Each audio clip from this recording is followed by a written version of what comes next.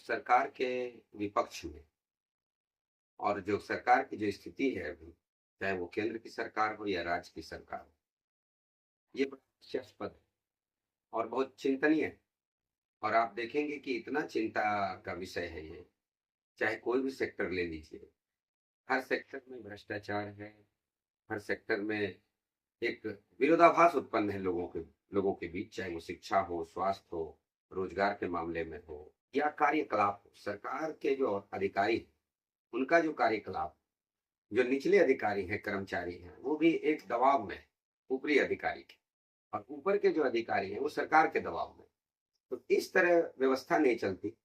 आप देखेंगे कि भ्रष्टाचार जो व्याप्त है ग्राउंड लेवल पे, लोग कहते हैं कि थाना और ब्लॉक में भ्रष्टाचार व्याप्त है। लेकिन थाना और ब्लॉक में भ्रष्टाचार क्यों व्याप्त है? वो इसलिए कि सरकार चलाने वालों में, नीतीश जी की स्थिति देख ही रहे, उनके साथ जो सरकार चला रहे हैं वो सारे रिटायर्ड ऑफिसर चला रहे हैं। 5 रिटायर्ड ऑफिसर बिहार को चला रहे हैं। मुख्यमंत्री एक मुखौटा बनकर रह गए। और एक तरह का कहिए कि आज जो बीजेपी की रणनीति है, उस रणनीति के तहत नीतीश जी की राजनीति बिल्कुल फेल हो गई। लोगों को बहुत उम्मीद थी नीतीश जी से, और उस उम्मीद के हिसाब से वो पहला वक्फा जो पहले साल का शासनकाल था वो सराहनीय रहा है। उसके बाद उनका शासन व्यवस्था इस तरह का रहा है कि भ्रष्टाचार पूरी तरह से उन्माद पे है और लोगों के बीच एक अफरा तफरी का माहौल बना हुआ है। अपराधी सर उठाकर बोल रहे हैं, स्वास्थ्य व्यवस्था लचर है, और भ्रष्टाचार जो है थाने और ब्लॉक के अंदर वो डायरेक्ट अधिकारी अगर ना करके, और हर जगह जो है मीडिएटर रखे हुए हैं, और उस मीडिएटर के माध्यम से जो लोगों से पैसे लिए जा रहे हैं, तो पैसे लेकर भी काम हो नहीं हो रहा है। सबसे बड़ी बात है कि अगर आप पैसे लेकर भी काम कर दे रहे हैं, पैसा ले लिया गया है, और आए दिन वीडियो वायरल हो रहा है, आए दिन निगरानी उसको पकड़ रही है अधिकारी, आए दिन शराब हर जगह मिलता है। तो कहने का सेंस ये है कि शासन व्यवस्था किस तरह है, ये आवाम को बताने की जरूरत नहीं। और इतना जो भीड़ और जन सैलाब देख रहे हैं, सिर्फ यही नहीं, ये बात जरूर है कि आलमनगर की जनता ने इसे पूरी तरह से दिखा दिया उस दिन, कि जबकि कोई तैयारी नहीं थी। और ऐसा नहीं कि कोई किराए भाड़े पे लाया हुआ भीड़ था। ये आवाम, जब तक उदय सिंह जी चले गए नहीं यहाँ से, तब तक भीड़ जो है, भीड़ की संख्या बढ़ रही थी, कहीं से घट नहीं रही थी। ये बड़ी अच्छी बात। उस बीच में सबसे ज्यादा आपका नाम आ रहा था कि जब शीला बिहारी के स्टेज पे एक गाना गा रहे थे, उस समय उधर से भीड़ से जनता की आवाज आ रही थी कि आपका जनता में कहीं कहीं आपका जो वैल्यू है उसको लेकर क्या कहेंगे? देखिए, कैरेक्टर तो मैटर करता है, और व्यक्तित्व तो बहुत बड़ी चीज है।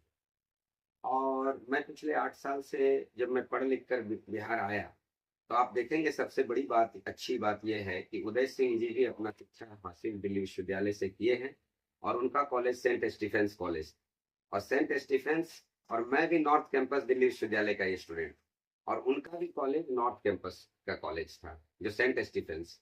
काफी अच्छा कॉलेज, इंडिया के अंदर काफी क्रेज है, इंडिया से बाहर भी सेंट स्टीफेंस। और उसके जस्ट बगल में कॉलेज जो है वो खालसा कॉलेज हुआ करता है।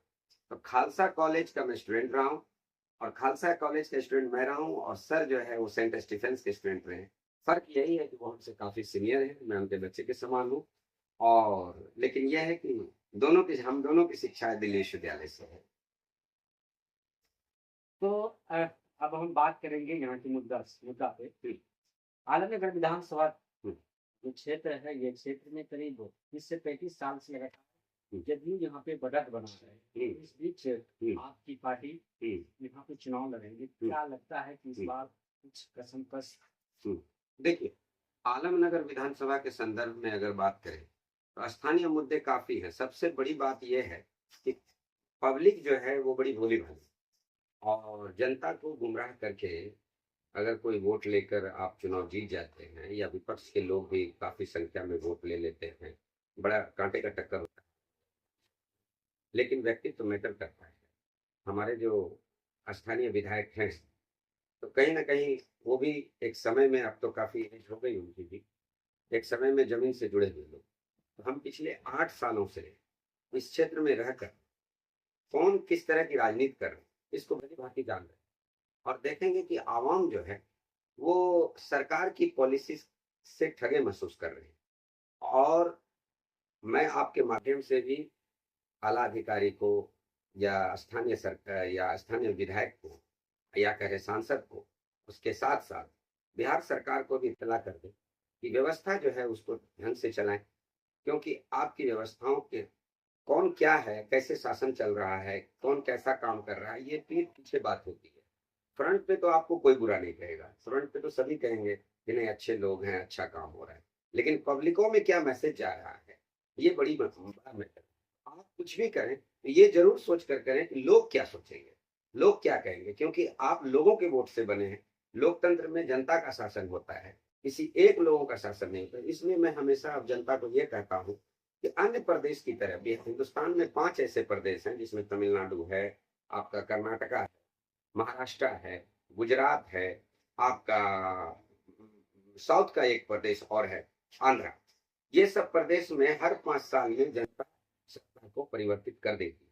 वो इसलिए परिवर्तन वहां करना जरूरी है कि अगर सत्ता पे एक ही लोग काबिज रहेंगे तो विकास नहीं होगा, वो विकास के नाम पे ठगा जाएगा। उनकी पॉलिसी बिल्कुल लोगों को ठगने वाली है।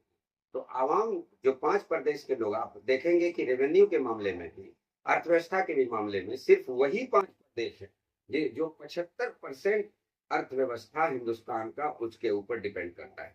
बाकी जो इधर आपके 24 प्रदेश रह गए, वो 24 प्रदेश में अर्थव्यवस्था 25% है मात्र। ये सोचने वाली बात है। दूसरी बात है जो आवाम को मैं बताना चाहूंगा, एक पढ़े लिखे पॉलिटिशियन के नाते, एक पढ़े लिखे नागरिक के नाते, कि देखिए पॉलिटिक्स जो है वो किसी भी प्रॉब्लम का एक सॉल्विंग स्किल है। वो कोई भी प्रॉब्लम उसको सॉल्व होना चाहिए, चाहे वो स्वास्थ्य की समस्या हो, चाहे बेरोजगारी की समस्या हो, किस तरह का रोस्टर बनवाए। मैं हमेशा कहा कि नीतीश कुमार जी अगर एक काम करते, पीयून की बहाली अगर पारदर्शिता के साथ करते और 10वीं पास लड़के और 8वीं पास लड़के को जो माली बनाया हो, 8वीं पास लड़के को अगर बगैर करप्शन के और अच्छी तादाद में वो भर्ती कर देते, तो काफी गरीब लड़का जो 10वीं के पास नहीं बाद नहीं पढ़ पाए, उन लोगों को नौकरी मिल जाती, चाहे वो पीयून की मिल जाती, चपरासी की मिल जाती, डी ग्रेड की मिल जाती। उन्होंने किया, लेकिन उसकी संख्या बहुत कम।